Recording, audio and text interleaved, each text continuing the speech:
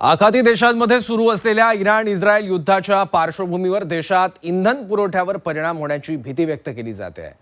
या भीतीचे पडसाद आता महाराष्ट्रातील विविध शहरांमध्ये उमटताना दिसतात। काही ठिकाणी पेट्रोलसाठी रांगा लागल्यात तर काही शहरांमध्ये घरगुती गॅस सिलेंडरसाठी नागरिकांची गर्दी आहे। बुक करून सुद्धा वेळेत सिलेंडर मिळत नसल्याची तक्रार नागरिकांकडून केली जाते आणि त्यामुळेच गॅस सिलेंडरसाठी नागरिकांनी मोठी गर्दी केल्याचं पाहायला मिळालं। बघूयात। ही दृश्य आहेत कोल्हापूरमधली।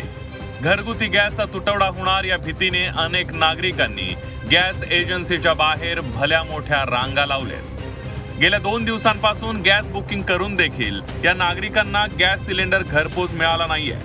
त्यामुळेच नागरिकांच्या मनामध्ये भीती निर्माण झाली आहे। युद्धाच्या पार्श्वभूमीवर गॅसचा तुटवडा निर्माण झाला असेल अशी भीती प्रत्येकाच्या मनात आहे। त्यातच गॅस कंपन्यांनी 21 दिवसात बुकिंग करण्यात येणारा गॅस आता 25 दिवसांवर बुक करता येईल असा नियमात बदल केलाय। त्यामुळेच गॅस सिलेंडर घेण्यासाठी शहरामध्ये धावाधाव सुरू झाल्याचं पाहायला मिळतंय। कोल्हापूर, संभाजीनगर, ठाणे शहरातही नागरिकांनी गॅस एजन्सीच्या बाहेर मोठ्या रांगा लावल्याचं पाहायला मिळतंय। प्रशासन जर गॅस उपलब्ध असल्याचा दावा करतंय तर मग गॅस बुक करून देखील गॅस घरपोच का मिळत नाही असा सवाल नागरिक विचारतायत। युद्धामुळे तुटवडा जाणवतो कारण का आम्ही हा मागच्या सोमवारी बुक केला होता तर रविवारपर्यंत सिलेंडर येणे अपेक्षित होतं। आता घरात पूर्ण सिलेंडर संपलेले आहेत, जरा सुद्धा अवेलेबल नाही आहे। घरात आम्ही 12 लोकांची फॅमिली आहे तर आज सिलेंडर घेण्यासाठी स्वतः इथं आलेलो आहे। ठाणे महापालिका हद्दीतील कळवा शहरात सुमारे 45,000 घरांमध्ये HP गॅसचा पुरवठा केला जातो। मात्र सध्या मागणीच्या तुलनेमध्ये पुरवठा कमी होत असल्यानं नागरिकांना मोठ्या अडचणींचा सामना करावा लागतोय।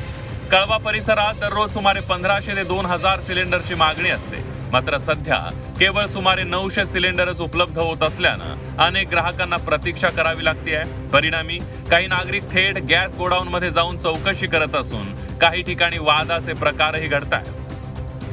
900च्या आसपास सिलेंडर आम्हाला मिळत आहेत कंपनीकडून, कंपनी देत आहे। परंतु लोकांना माहिती झाले आखाती युद्ध झाल्यामुळे बुकिंग वाढत चाललेले आहे। साधारण 1400-1500च्या आसपास बुकिंग होत आहे।